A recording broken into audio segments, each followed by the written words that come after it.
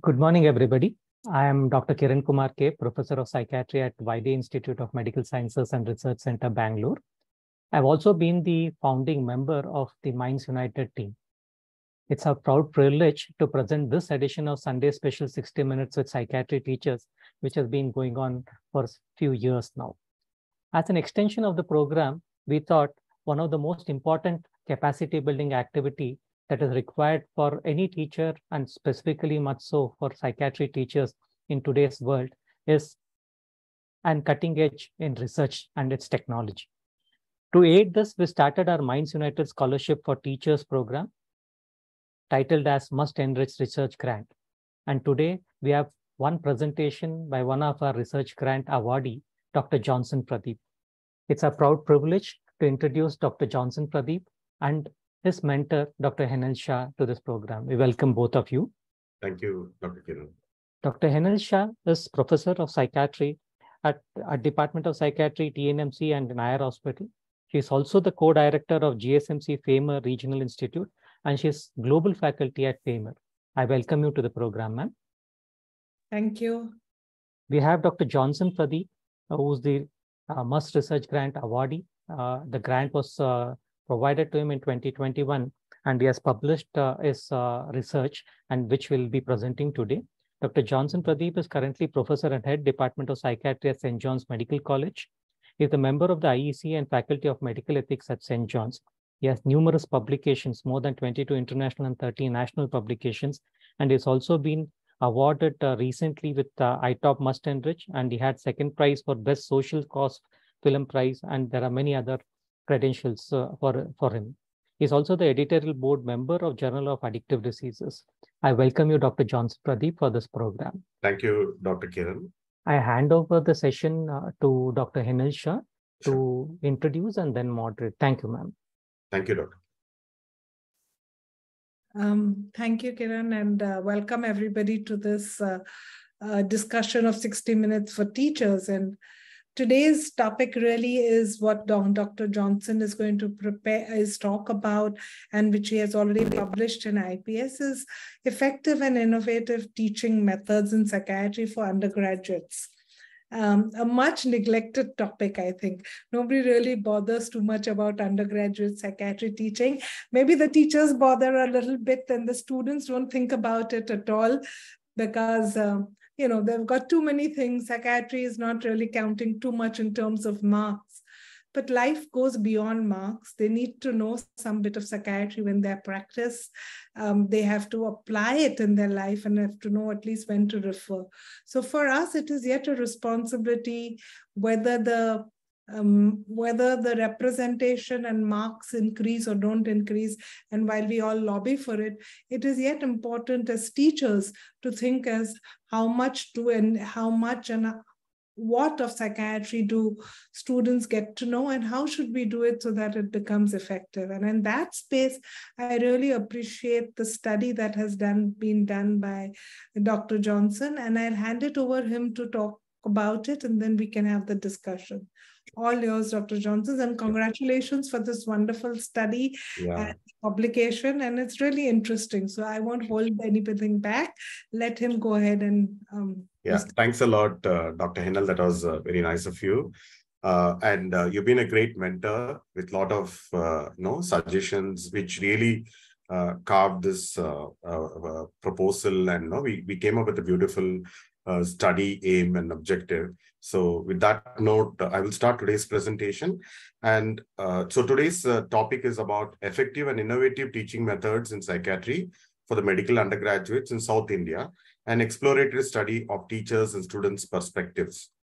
My team involved my mentor, Dr. Henal Shah, Dr. Priya Sridharan, Suhas Chandran, and my statistician, Dr. Sumitra Selvan, and my senior faculty, Dr. Sunita Simon Kurpat, who are all very innovative, and they come up with a lot of good suggestions in their day-to-day practice. And I know Suhas and Priya have been really behind postgraduates and undergraduates in evolving the curriculum for their training. With that note, I will start today's presentation.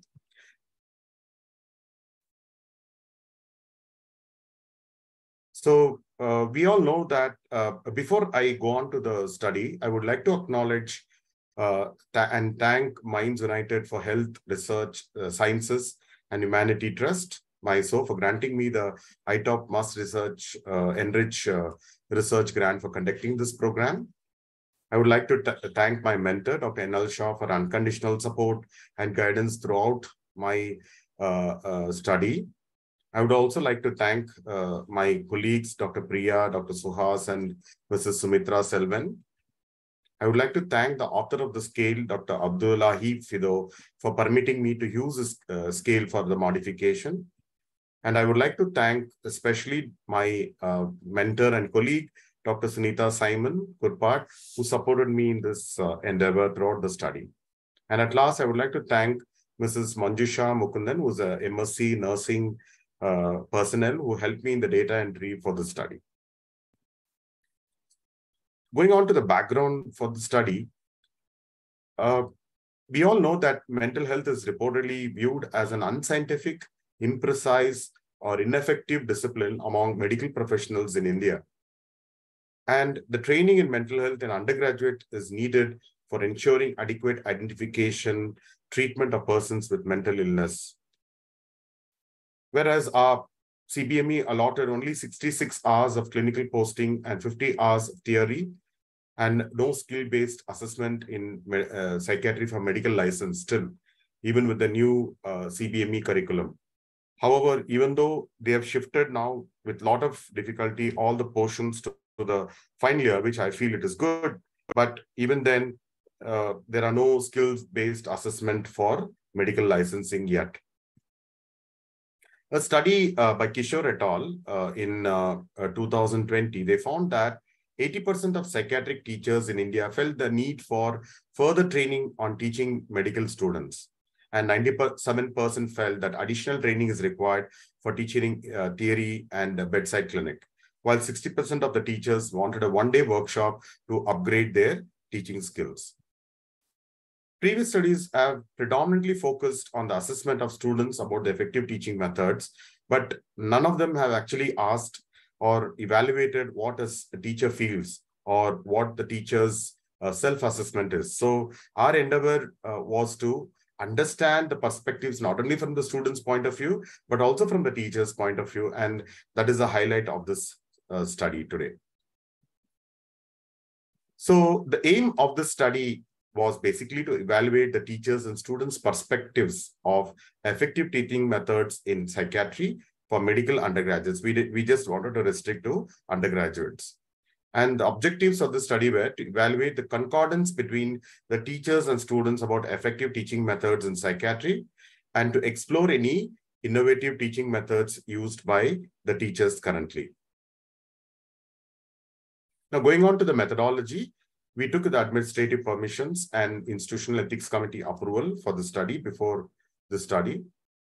This was a cross-sectional study of teachers of psychiatry and medical students at St. John's Medical College, Bangalore. The inclusion criteria for teachers was that either gender and a minimum of 3 years of teaching experience. So we had around 15 teachers from our institute. And medical students, even though we have 150 intake per year, only 60 consented to participate. So we took all the medical undergraduates from 6th term onwards because the curriculum for them starts at 6th term. Now it has been shifted to completely to 8th term, but the previous curriculum, it was in the 6th term. So we started to get a perspectives of them and also the medical interns who were just passed out. The age should be definitely 18 years and above. And we also insisted that at least they should have attended 75% of attendance, both in the theory and clinical postings. Now, this is a brief review about the sociodemographic data.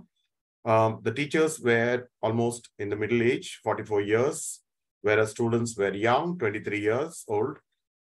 Most of them were female teachers, were predominant, and also female students were predominant in our sample. And in terms of education,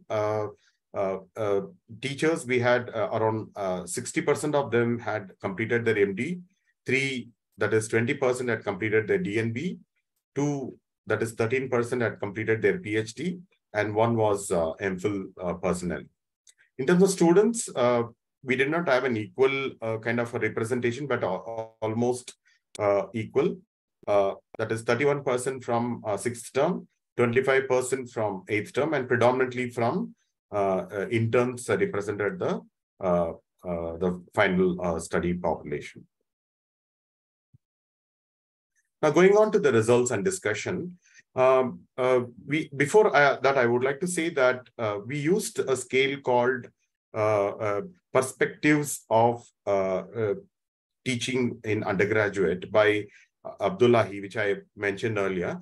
So based on that, we actually created 2 scales, and one scale was to assess the teacher's perspective. The other scale was to assess the student's perspective. So this was a creation from this study, and we had taken proper permission. And following that, we actually did the expert review, and we got a lot of valuable suggestions from all the experts.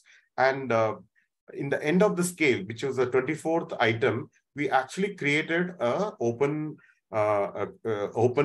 question to understand what are the kind of innovative teaching methods used by teachers, and what also the students perceived, like what innovative teaching methods were applicable in our institute. So based on that, we had 4 domains of this scale. So the domain 1 actually, which concentrates on the effective use of the teaching aids. So students rated higher scores for item 3, that is the using multimedia slides effectively. I think day in and day out, we use multimedia slides, and each teacher uses in a different way, uses different innovative animation techniques, or they show videos, or they show photographs and slides, which are very useful and makes it more memorable for the students. While teachers rated high use of live or simulated patients in their discussions with the students, online medium, and case-based discussions, including multimedia. So teachers gave a little more better perspective of what they actually do. And in this digital era, students prefer multimedia slides as an important teaching aid. And I think we should, and it is a very important thing, because it gives you a glimpse of the realities in this world, that we always use multimedia to impress our students. And multimedia slides help in explaining complex content. Like many times, psychiatry is more abstract, so we cannot explain it in words. So using diagrams, animations, or pictures actually help a lot. So in fact, graphs, simulations, or video demonstrations, or videos of live patients are really effective in teaching the students. Now, going on to the domain 2, which is effective verbal and non-verbal behavior, students rated all the items high except item 11, number 11, good sense of humor while teaching. I think while teachers rated humor as high, there was no concordance between them. I don't know why this concordance was not there in this aspect, but I feel in fact, the psychiatric doctors are more, they do use a lot of humor in our education. And it is important sometimes to crack a joke, more sensible jokes, like, and keep the audience alive, rather than, those you can wake up those who are sleeping in the class. So a good sense of humor is very important while teaching, and it should not be a very bland, monotonous kind of teaching. That really does not, give a kick to the students. So it's very important to have some sense of humor. I remember my teachers in different specialties like anatomy, they would initially start a class with a joke, or they would start a class with a sense of humor, which really, we still remember that, and the class is linked to that. So it's very important to have some humor in your classes. And also, it has been reported that humor improves student performance by attracting and sustaining their attention, reducing anxiety, enhancing participation, and increasing motivation also. Now, going on to domain 3, how about the effective presentation skills? Students rated, that is item number 21, confidently answer the students' queries during the lecture or bedside clinics as the highest. I think one of the very important thing in psychiatry is terminologies, concepts, which undergraduate may not understand. So it's very important to clarify that. And I think our endeavor has been to give a lot of clarifications. No? When you're using certain terminologies, students need to understand that. Also, teachers rated highly the presentation summaries, the presenter summarizes the key points, links ideas effectively, the presentation outlines the topics effectively, and confidently answers the students' queries during the lecture or bedside clinic. So in fact, the teachers are given a lot more actual, their own, the practice how they do, and that is very important. And in fact, in this point, both of them have significantly agreed on student and the teachers. The caveat on the interpretation of this is that the concurrence between them on high perspective as students rated overall experience from a teacher, while teachers rated from themselves. So that is the only caveat. That is okay, but at least collectively we have found that there is some kind of a concordance in this, and that is a very important aspect in psychiatry. Domain 4, we had innovative teaching methods, which I'll show a table on what and all they have listed out and what has been rated more. Both the teachers and students rated the items moderately. In fact, the scoring was moderate. And role-play-based learning, live or simulated patients-based teachings were reported most frequently by both the groups. So role-play, I feel, is very important. In fact, live patients is what the students want, and it's easier to teach rather than using simulated. Actually, in fact. So live patients give the essence, real essence of psychiatry and their experiences, and that is really an effective method. So this is a table 2, which I was talking about, of all the innovative teaching methods rated by student and the teachers. So as you can see, the teachers have rated role-play-based learning as significantly important. The second is live and simulated patient-based teaching. And also movies and video-based teaching as an important, again, a very important aspect. The audiovisual aids also has been rated as a very important aspect in fact. Whereas students, again, have rated significantly the role-play-based learning, live and simulated patients-based teaching. Patient interaction is what is important for them also, because they come to experience patient, and when you deny them of that, it doesn't make a good experience for them. And obviously, audiovisual and online classes also have been rated as very important. And definitely, they also rate movie and video-based teaching as an important aspect. In fact, postgraduates enjoy doing movie clubs because it's really dissects the movies into various psychological aspects. You learn a lot of things from that, and it's a good experience for our students also.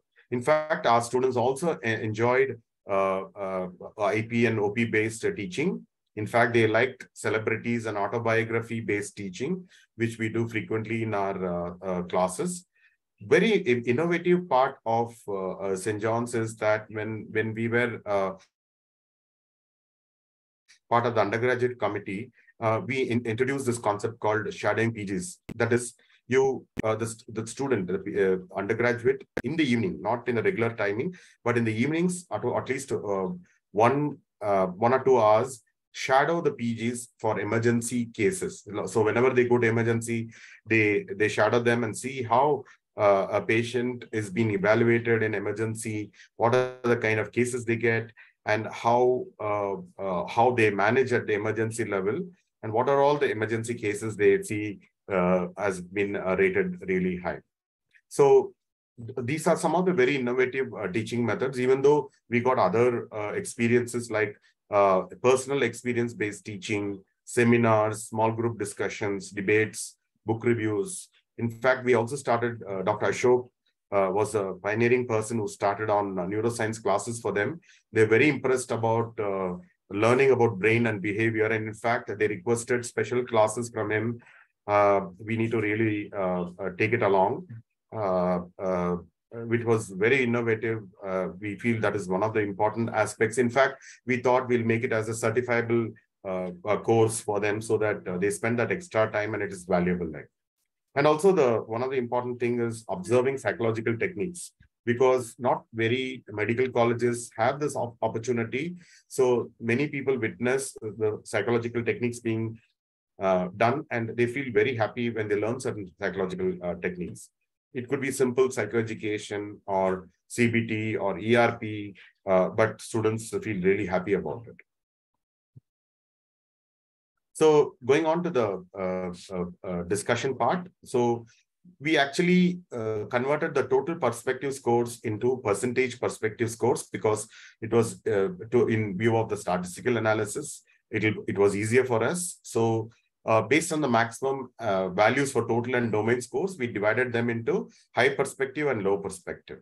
So we found that significantly more proportion of teachers, that is 80% of them, rated high perspectives compared to students who rated only 52% rated, and there was a significant discord on that aspect. Significantly less proportion of 6th-term students were found in the high perspective category compared to teachers, 8th-term students, and interns for total score, effective teaching use of aids, and effective verbal, non-verbal behavior. So trying to say that 6th-term students rated, the higher rating was less, whereas teachers, 8th-term students, and interns actually scored higher in total score, effective use of teaching aids, and effective verbal and non-verbal behavior. So coming to the strengths and limitations of the study, we studied 3 levels of medical career students from 6th term, 8th term, and medical students. So it gives you a perspective of teaching learning methods in them. We have created 2 modified scales which caters to the new and innovative teaching methods. And also the study highlighted the possible pathways through which innovative teaching methods can enhance learning for undergraduates in Indian settings. Limitations: cross-sectional study design, which makes it difficult to predict longitudinal learning outcomes in students. Even though a single center study, the students are from diverse backgrounds and representative of the student population in India, because St. John's caters to different population, and certain reservations are there. So it gives actually you can see a small India there. The students are giving an overall rating of all the teachers, and teachers are rating themselves. So where there is a mismatch of perspectives, we don't know if it reflects one or few or all teachers. So sometimes the student rating can be very narrow to 1 or 2 teachers, not an actual representation of the all the teachers. So coming to the conclusion, these findings have practical implications in identifying the gaps in effective teaching methods by the teachers. There is an urgent need for teachers to update their presentation skills. Many people feel, yes, I am the best. Yes, I'm happy if you think like that, but we have to go in with the new generation, look at new teaching opportunities, new teaching methods, learn teaching methods, and upgrade our skills. Many people feel that is not required, but one of the finest part in St. John's is that there's a ranking for all the teachers, so at different disciplines. So we can actually see that whether you are being included in that ranking, because that gives you a lot more motivation to come into that ranking, because it's very important to to show your talents to the teachers. Your effective skills have to improve, and you have to use a lot more innovative skills to teach the undergraduates compared to postgraduates. And we would like to suggest that we need to employ new technology and innovative teaching skills regularly to keep us update with the needs of the students. Further implications: in our study, teachers and students' views are not concordant. Okay, once again. On some of the aspects of effective teaching methods. Hence, it underscores the importance of teachers to obtain periodically brief, simple, anonymous feedback on their session. In fact, we used to do as undergraduates, teachers, we immediately after the class, we used to ask them to rate our class, and they used to give a lot more inputs, and based on that, we used to change our teaching methods. Innovative teaching methods and skill-based assessment could be incorporated into the CBME for improving undergraduate psychiatric medical education. Further studies could use a longitudinal study design to examine the possible long-term impact of the innovative method suggested here. And in fact, we are going beyond this we already have got an approval from our IEC for an online national study to understand the effective teaching methods, which will be starting shortly. Now, what are the outcomes of this research? We have developed two questionnaires or modified two questionnaires. One is the medical student's perspective of effective teaching methods. The second is a teacher's perspective of effective psychiatric teaching methods.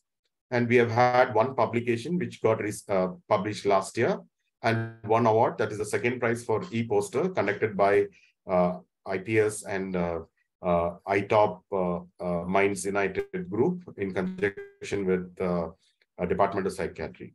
So with this, I would like to stop. I'm open for any questions if you have.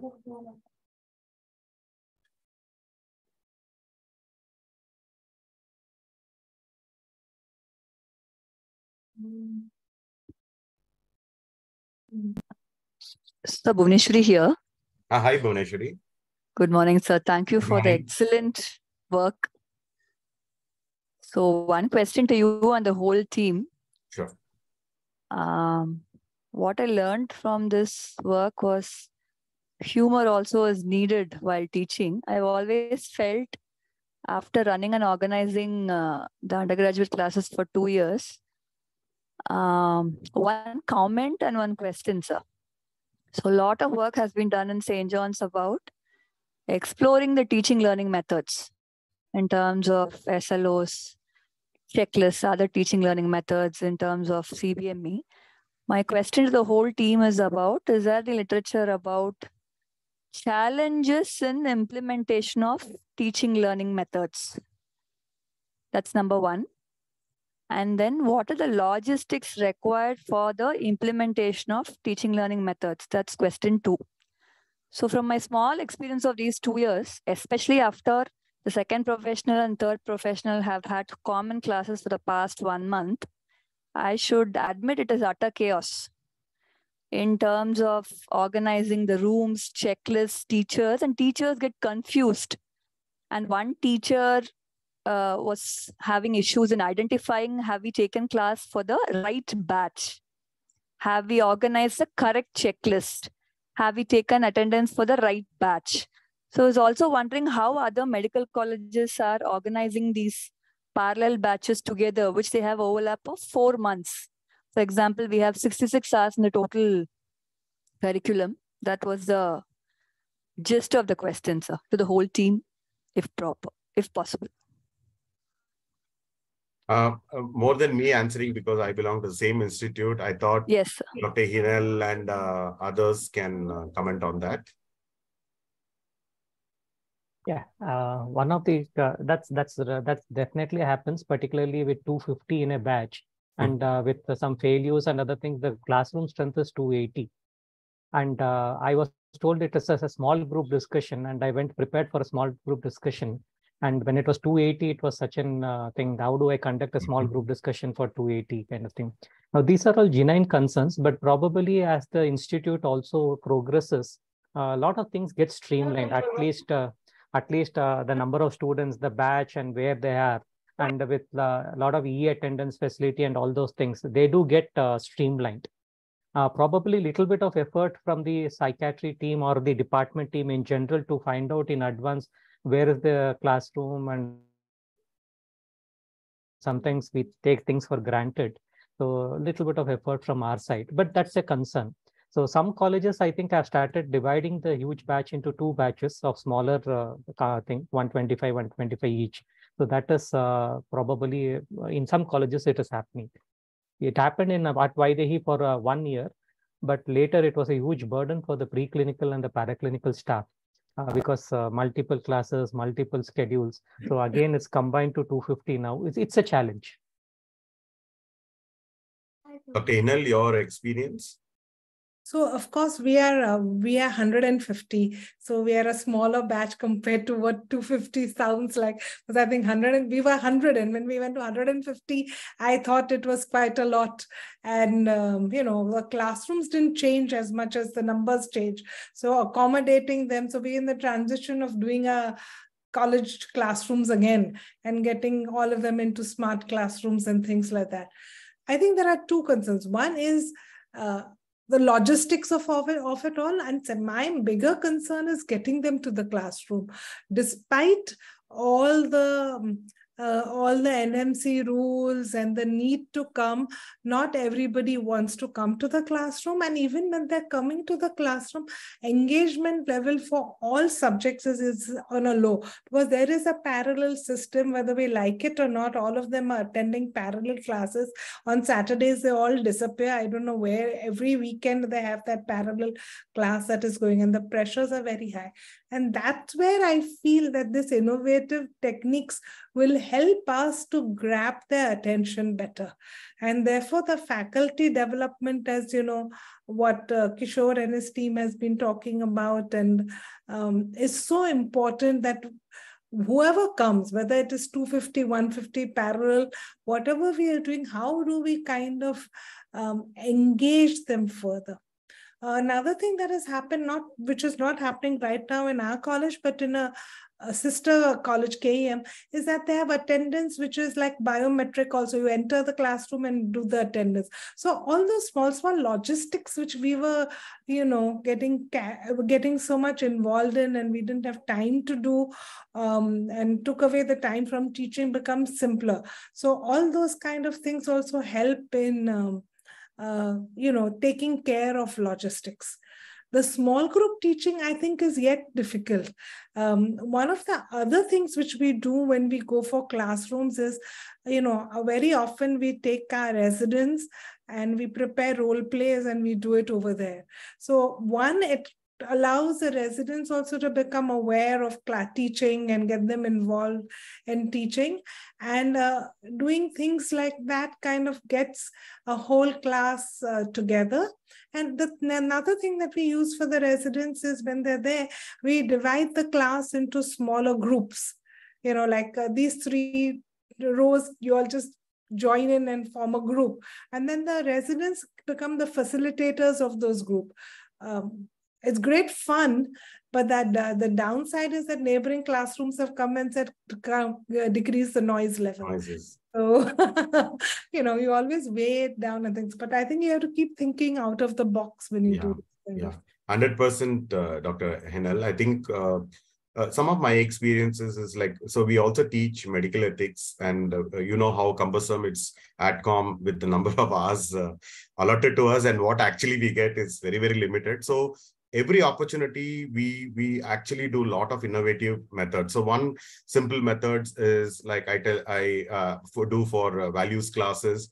The beginning of the class, I don't start with a lecture. So lecture part actually comes maybe 10 minutes or 15 minutes of my whole 1 hour. So it's mainly an interactive session. So what I do is I tell them, I call some 3 or 4 volunteers, including a nun, because we have nuns predominantly.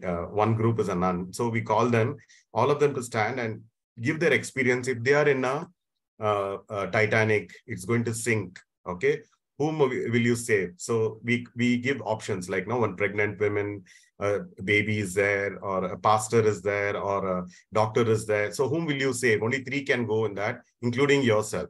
So many of them, we got beautiful responses. Like the nun said, sir, I will sacrifice. I'll tell my mother to go into that boat. Priests and others, so we got different perspectives of and that really makes the audience think and interact with us. So I think we need to involve innovative teaching methods. So unless you're going to do that, you're not going to attract students. Number 2, for the small group discussions, I think Bhuneshwari will vouch with me that even though we have 15 or 20 students coming, actually 3 land up sometimes, 4 land up. But I still continue the class because those 3 are the ones who are actually interested in psychiatry. Whether they become psychiatrists later, that's a different issue. But that 3 people are willing to learn what we're going to teach. So I think we should not stop the class or postpone the class. Rather, we should impress on them how much you can learn. So again, coming to live sessions, like I usually take them to the ICU, show them the patient, make them read out the results, and make the connection between how, for example, delirium class is there, how delirium presentation is there, how do they manage them. So if you're not going to do these kind of things, they will just think it is an abstract psychiatry. I don't know, there's no science in it. They chuma treat, So we have to be innovative. There's no textbook way of writing an innovation. You have to develop from what you observe, what you see. Okay, you can definitely include a lot more innovative teaching is what I feel. Bhuneshwari, hope we answered your questions. Thank you so much, sir. And congratulations to the whole team. I think St. John's is also one of the nodal centers and doing great pioneering work in the department of teaching undergraduate students. We'll keep going forward, sir. Thank you. And in fact, we are planning as a part of, I forgot to tell you that we are celebrating Diamond Jubilee, and we are supposed to conduct some programs. So I thought I spoke to Kishore also about this, that we will conduct a national level teaching workshop, innovative and effective teaching workshop. So I would request all of you to join and help us in this endeavor. And let's see if we can make it as a nodal center for all the innovative teaching methods, because we have to learn new skills. We cannot be the same old teachers, and the newer generation is far, far ahead. Whenever they enter the class, our students are holding iPads, and they're constantly upgrading their knowledge. So we should not be left back. We should be innovative and give them the best what they want and impress on them psychiatrists. See, we don't want them to become psychiatrists, but at least if they can become psychologically minded, I'll be very happy. If they can recognize depression, treat them, or even refer them to a psychiatrist, I'll be the happiest person.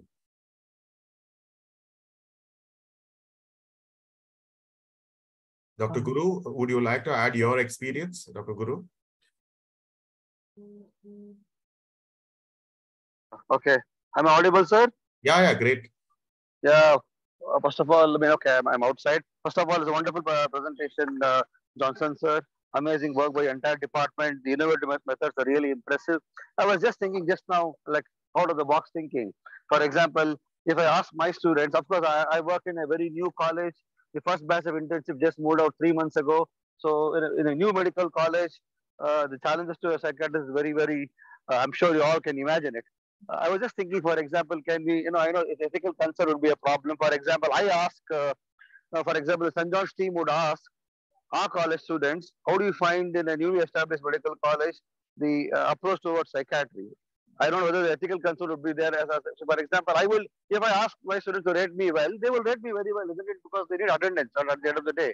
For example, Vaidehi team will ask, they will do a research, like they will ask our college students only in psychiatry. It's just only basically only psychiatric department, psychiatric teaching. We were looking at how do the colleges find their psychiatric teaching in their college, the methods, the technique used.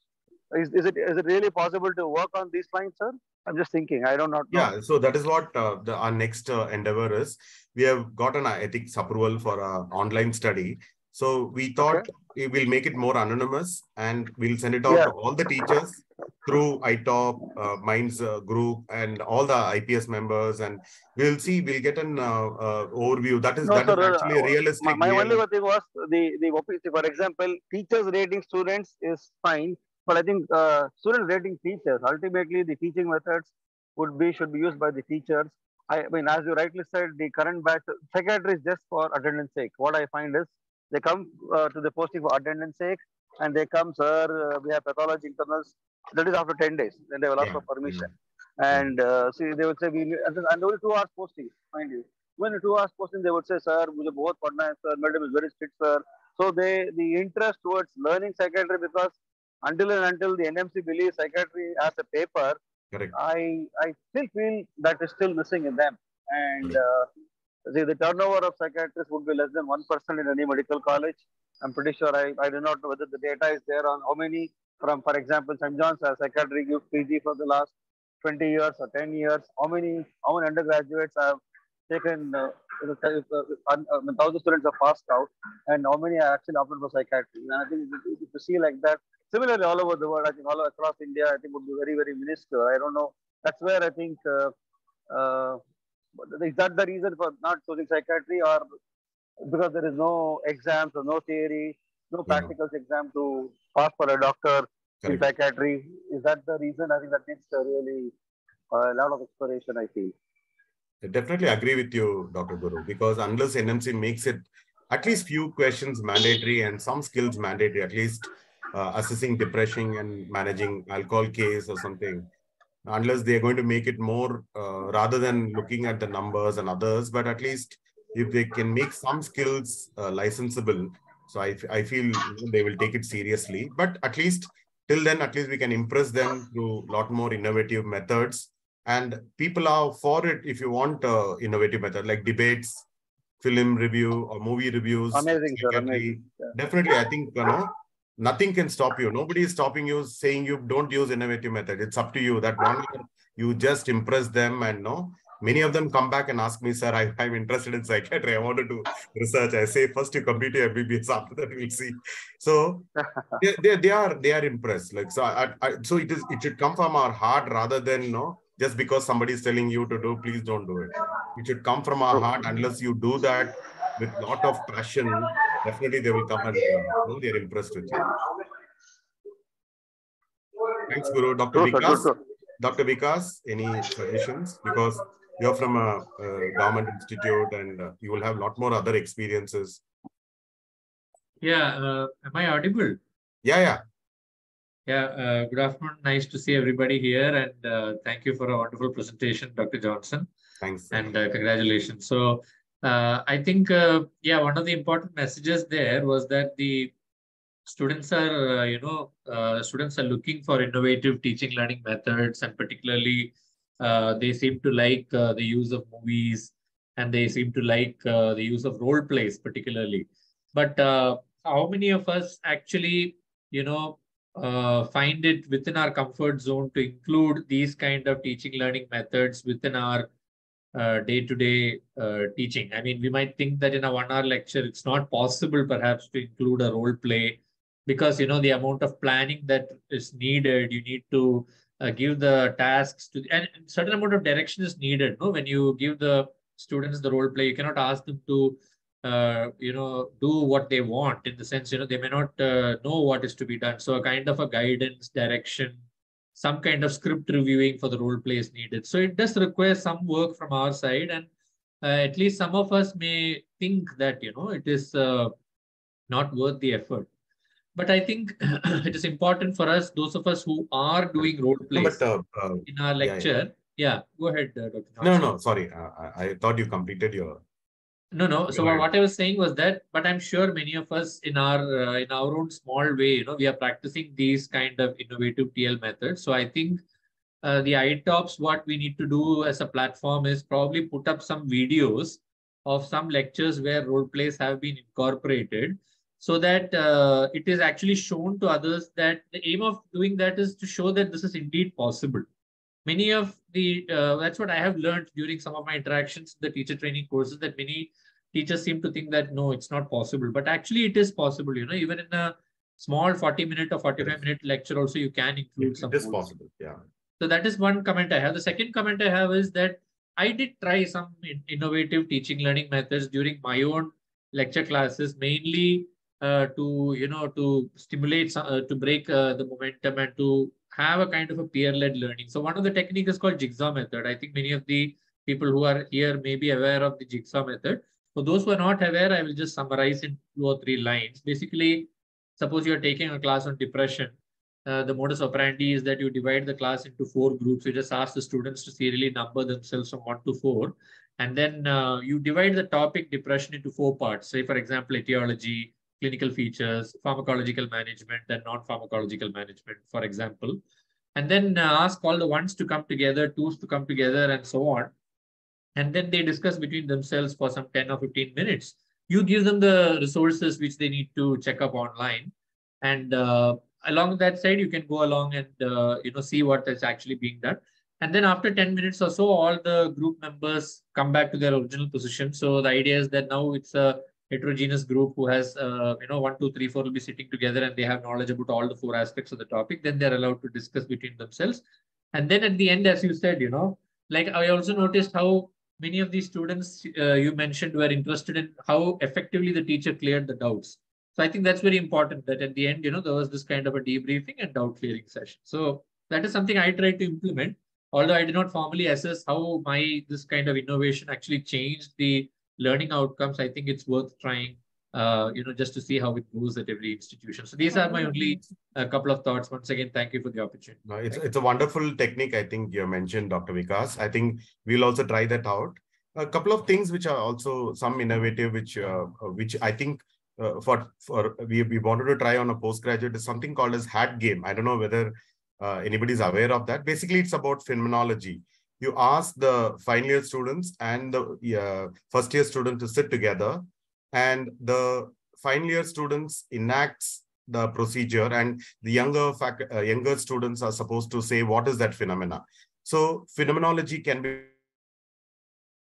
learned through that. Actually, originally it was given or started or created in neurology. So it's very easier to identify tics and other things and all. So I feel these kind of innovative techniques can be tried.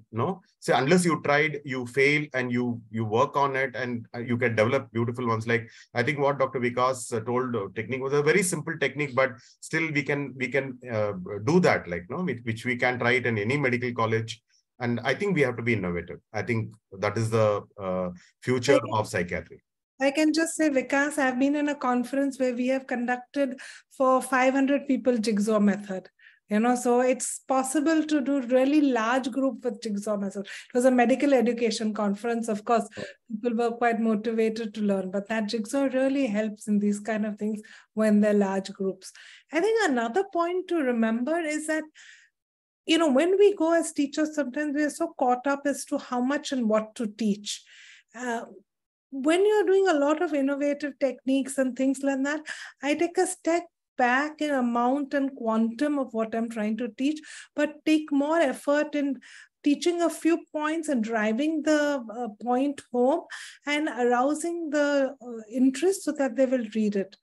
And the second thing is also, I feel what Dr. Guru said is to decrease our nihilism that psychiatry is not, doesn't have any certifiable skills, doesn't have so many things. Look, we all psychiatrists, we all took it up when it was not a certifiable skill. We all have done it. So there is a way that got us interested and we took it up. Till that happens, we yet have to keep our enthusiasm for psychiatry as a subject. We all took it up. We are all doing well. And there are so many more who are yet taking up. I don't think any of the psychiatry seats are really empty. So in that sense, there are people ready to take it up. Of course, we yet hope that, it becomes a certifiable skill and they give extra marks, all that parallel.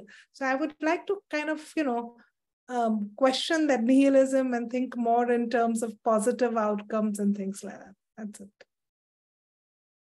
Yeah. Maybe some closing comments from Kishore, maybe. Kishore, your experience about effective teaching methods. I think he's dropped out. Okay. Then we'll hand it over back to Dr. Henal for the closing comments. Before that, I just add one thing before we close. Sure. What I was thinking is with respect to teachers, not about their competency, they're all competent, but somehow the whole skill of effective teaching is difficult for some teachers, for whatever be the reason. Now, we hardly have a handful of topics in psychiatry for undergraduates, say around 25 to 30 lectures.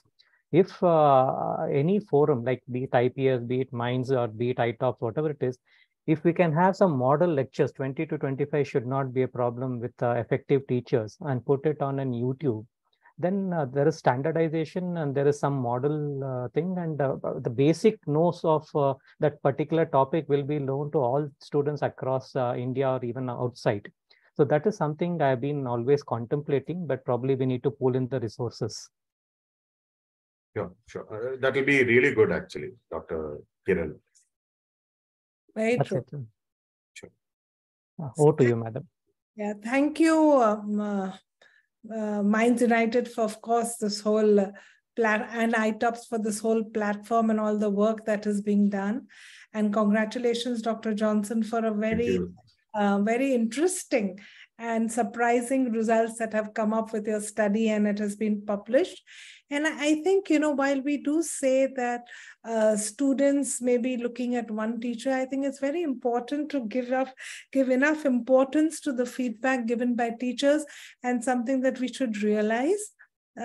Teaching is an art, and not, people are at various levels of competency for it. But the wonderful thing is that it's an art that can be learned, or a skill that can be achieved. And I think discussions such as these give us ideas, insights like the ones, Vikas mentioned, or the obstacles or the difficulties which Dr. Bhuvneshwari mentioned, which give you an idea as to what can be done and what are the things to be done. And hopefully all of us together will put our hats together and come up with more and more ideas which we can share. But the bottom line is that there is an important need for psychiatry teaching, and that it is a very competitive space for student attention, because there are so many things that are going on in their lives, and therefore it is mandatory almost to have some kind of innovative teaching which will help us to get students more interested in psychiatry. And therefore faculty training, whether through ITOPS or whether through IPS or whatever we do, will always have a role. And besides a few committed teachers who are here on Sunday morning, we also have to think of all those other teachers who are not here, but how do we get them to move to the next step? Thank you. Thank you. Enjoy the rest of your day. Thank you. Thank you, Dr. Henal. Thank you. Thank you, everybody. It was wonderful. Thank you for sparing this precious 1 hour on Sunday. We conclude this program and we'll meet next week again. Thank you very much. Thank you, Dr. Kiran. Thank you.